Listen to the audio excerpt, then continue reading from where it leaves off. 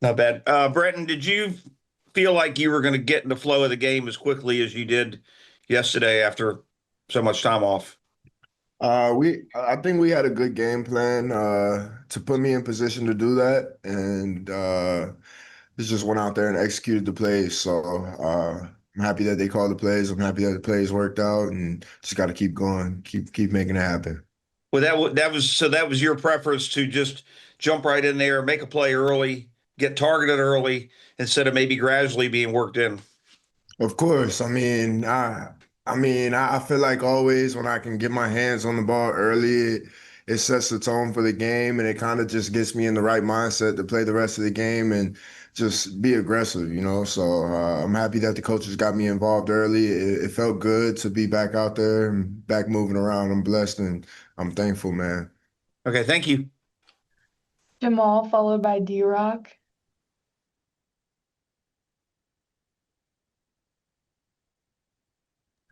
We'll go to Jamal, followed by D-Rock.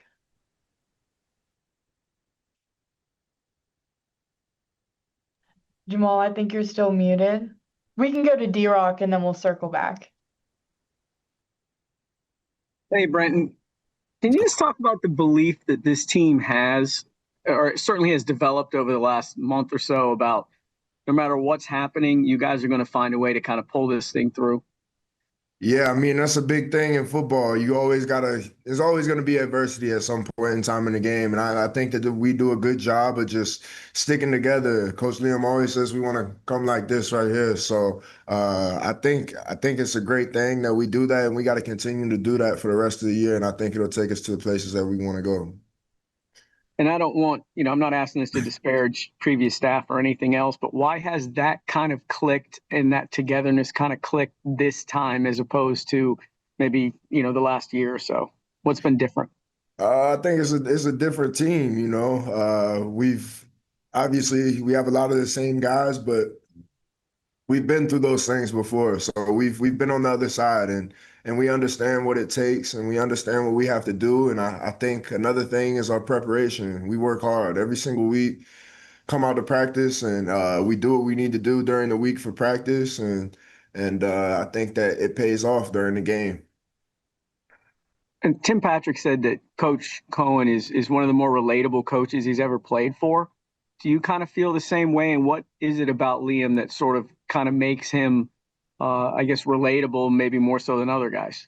I definitely do think he is a lot more relatable. I mean, I feel like that I can go up to him and I can say whatever I need to say to him, and I hope that he thinks that he can do the same with me. And whether it's a hard conversation or whatever it is, I feel like I'm able to have those conversations with him, and I just think that's his personality. You know, I feel like he's very open and very welcoming. Like I could reach out to him through text or whatever it is. So I definitely appreciate Coach Cohen and everything that he's done.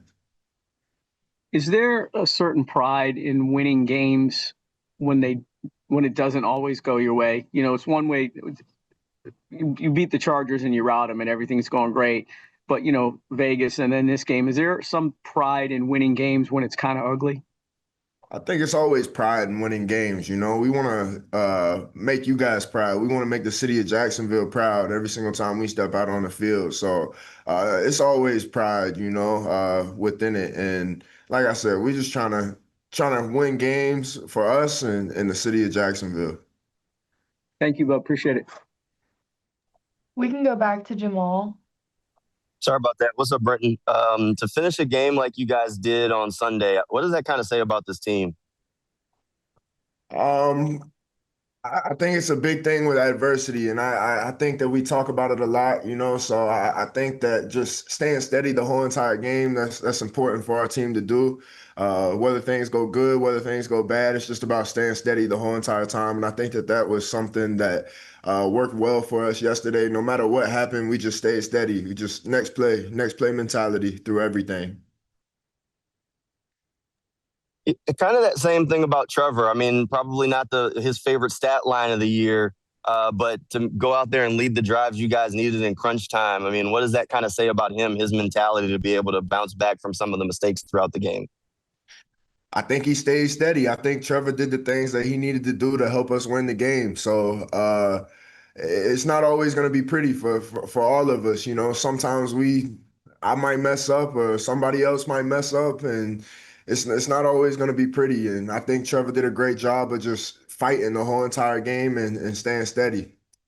Does that sort of game, I mean, build as much confidence in the quarterback as, I mean, maybe a perfect one? I mean, because you see that even if stuff goes wrong, he's going to be there. He's going to stay steady and be there to finish with you guys. Yeah, I mean, no matter what goes on, I always got full belief, full faith in Trevor and everything that he does. Whatever he does, I'm right there with him, supporting him, right by his side. So I'm just happy that we got the win, and yeah. Appreciate you, Brenton. This will be our last question. John Shipley. Hey, Brenton. A couple weeks ago, Coach Cohen said that Coach Angulo was one of the best tight end coaches he's been around. What has he kind of meant for you and your development, and just, how big has he been for you in the season you're having? Yeah, from the beginning, he's been very big in my development since I've been here.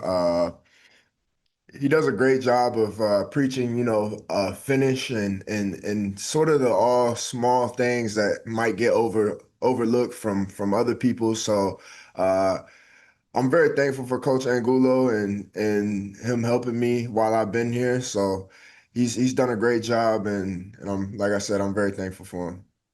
It was kind of strange for it to be a big deal to me before the season and everything, something that I had kind of looked forward to. Yesterday was my mom's birthday, so as soon as we kind of got the schedule and everything, it was like, you're playing the Cardinals on my birthday and I want to win. So it was a big deal when I first signed, and then you just get into the weekly routine that it didn't seem like it was going to be that big of a deal until Sunday morning. We're hopping on the bus, getting ready to go over there, and I'm like, man, like I'm excited for this one. So it was really cool. Well, when mom asks for a win for her birthday, you got to deliver that, right? Gotta deliver. So the way you guys were able to get that win, I mean, fighting through some of the adversity throughout it, finishing it in overtime. What does getting wins like that kind of say about this team? Yeah, I think it's awesome for us. Obviously, it's not what you're trying to do week in and week out, but I think it's good that we can lean on each other. I think it builds trust in all three phases of the ball, in each other, on the same side of the ball. I think it's something that brings the locker room together, and I feel like we're a closer team after that win. Gotcha. Appreciate you, Dennis. Thank you. D-Rock, followed by Gary.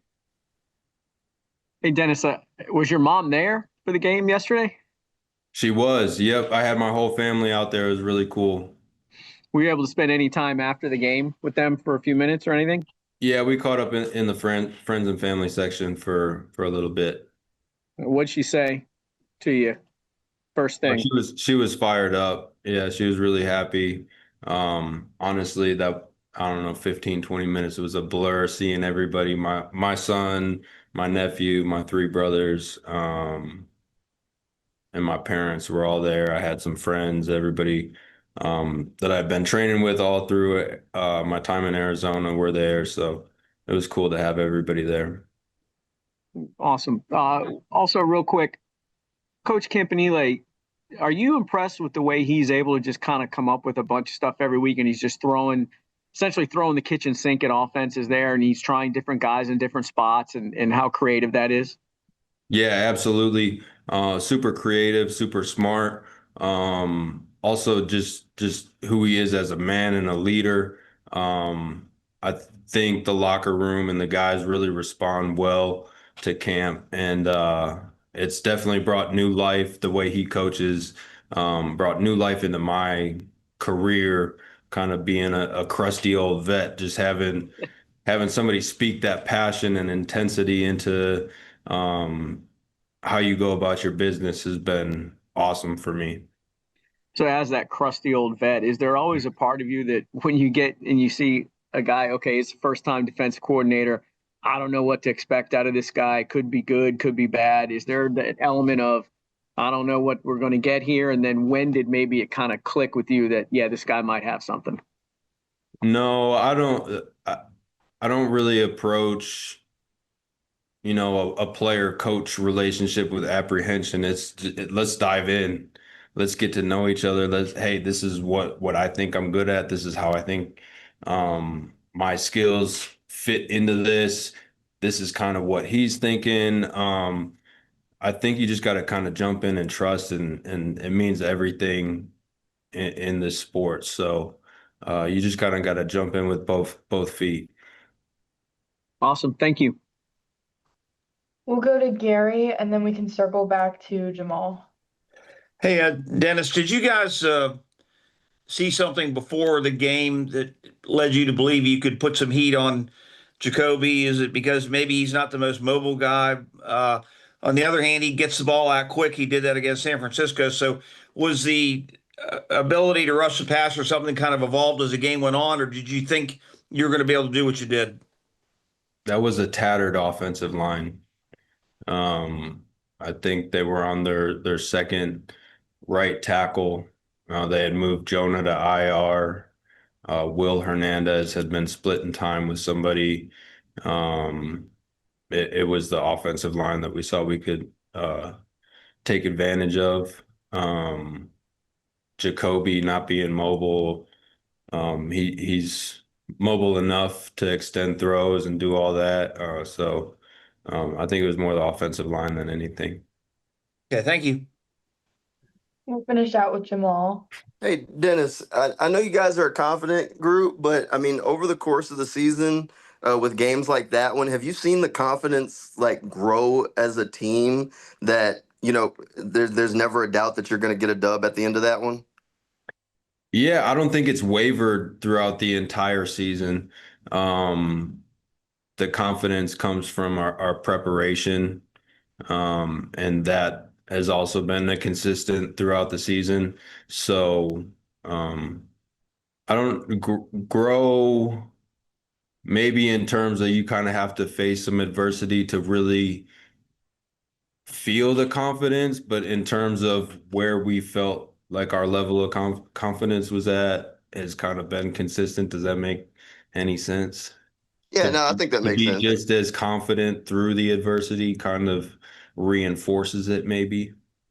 And some of that adversity, maybe some of the injuries. I mean, the shuffle of guys that you guys have had to put out there at different times over the course of the season for the defense to still be performing at a high level. I mean, what does that say for the guys that are stepping into those moments and guys that have been able to step up? Yeah, I think that's an NFL season. And it comes down to being prepared for when your moment comes. It's been awesome to see our guys respond and be able to play the way they have. Appreciate you. Thank you. That's everyone. Thanks, Dennis. Thank you.